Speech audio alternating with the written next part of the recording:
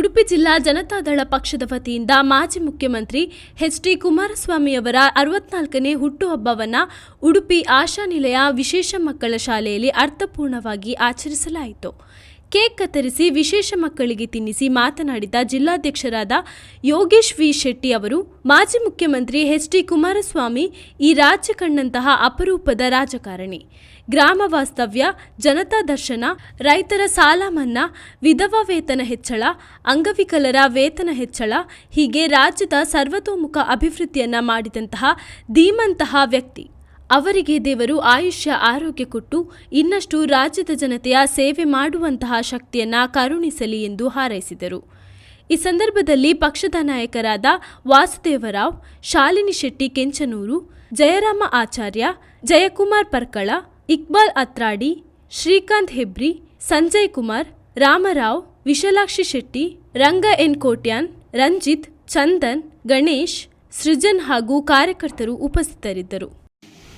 ಬಡವರ ಬಂಧು, ಮಾಜಿ ಮುಖ್ಯಮಂತ್ರಿ ನಮ್ಮ ನಾಯಕರಾದ ಎಚ್.ಡಿ. ಕುಮಾರಸ್ವಾಮಿಯವರ ಹುಟ್ಟುಹಬ್ಬವನ್ನು ಇವತ್ತು ನಾವು ಉಡುಪಿ ಜಿಲ್ಲೆಯಲ್ಲಿ ಉಡುಪಿ ಜಿಲ್ಲಾ ಜನತಾದಳದ ವತಿಯಿಂದ ಉಡುಪಿ ಜಿಲ್ಲೆಯ ಆಶಾ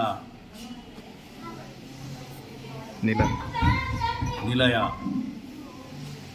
ವಿಶೇಷ ಮಕ್ಕಳ ಶಾಲೆಯಲ್ಲಿ ಆ ಮಕ್ಕಳೊಂದಿಗೆ ಕೇಕ್ ಕತ್ತರಿಸಿ ಮಕ್ಕಳಿಗೆ ಊಟೋಪಚಾರ ನೀಡುವ ಮುಖಾಂತರ ಇವತ್ತು 64ನೇ ಹುಟ್ಟುಹಬ್ಬವನ್ನು ನಾವು ಆಚರಿಸಿದ್ದೇವೆ.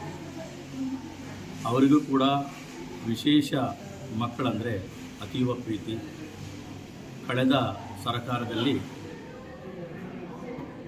ಈ ವಿಶೇಷ ಮಕ್ಕಳ ಶಾಲೆಗಳ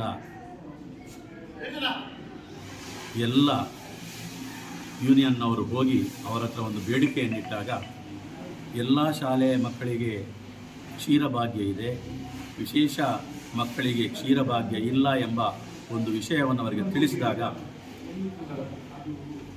ಆವಾಗಲೇ ಹೆಚ್ಚು ಸಮಯ ತೆಗೆದುಕೊಳ್ಳದೆ ಸ್ಪಾಟಲ್ಲೇ ಒಂದು ನಿರ್ಧಾರವನ್ನು ತೆಗೆದುಕೊಂಡು ಆ ವಿಶೇಷ ಮಕ್ಕಳಿಗೆ ಕ್ಷೀರಭಾಗ್ಯವನ್ನು ಅವರು ಕೊಟ್ಟಿದ್ದರು. ಈಗಲೂ ಕೂಡ ಆ ಮಕ್ಕಳು ಆ ಕ್ಷೀರ ಭಾಗ್ಯವನ್ನು ಪಡಿತಾ ಇದ್ದಾರೆ, ಆ ಮಕ್ಕಳು ಹಾಲನ್ನು ಕುಡಿತಾ ಇದ್ದಾರೆ. ಇಂಥ ಅನೇಕ ಮಾನವೀಯತೆಯ ಕೆಲಸಗಳನ್ನು ನಮ್ಮ ನಾಯಕರಾದ ಮಾಜಿ ಮುಖ್ಯಮಂತ್ರಿಗಳು ಕುಮಾರಸ್ವಾಮಿ ಅವರು ಮಾಡಿದ್ದಾರೆ. ಹೇಳಲಿಕ್ಕೆ ಹೋದರೆ ತುಂಬ ಇದೆ, ನಾನು ಈಗಾಗಲೇ ಕೆಲವು ಹೇಳಿದ್ದೇನೆ. ಅವರಿಗೆ ದೇವರು ಒಳ್ಳೆ ಆಯುಷ್ಯನ್ನು ಕೊಟ್ಟು ಇನ್ನಷ್ಟು ಕಾಲ ಈ ನಾಡಿನ ಸೇವೆಯನ್ನು ಮಾಡುವಂಥ ಒಂದು ಶಕ್ತಿಯನ್ನು ದೇವರವರಿಗೆ ಕೊಡಲಿ ಅಂತೇಳಿ ನಾವೆಲ್ಲರೂ ಕೂಡ ಒಂದು ಶುಭ ಕೋರಿದ್ದೇವೆ.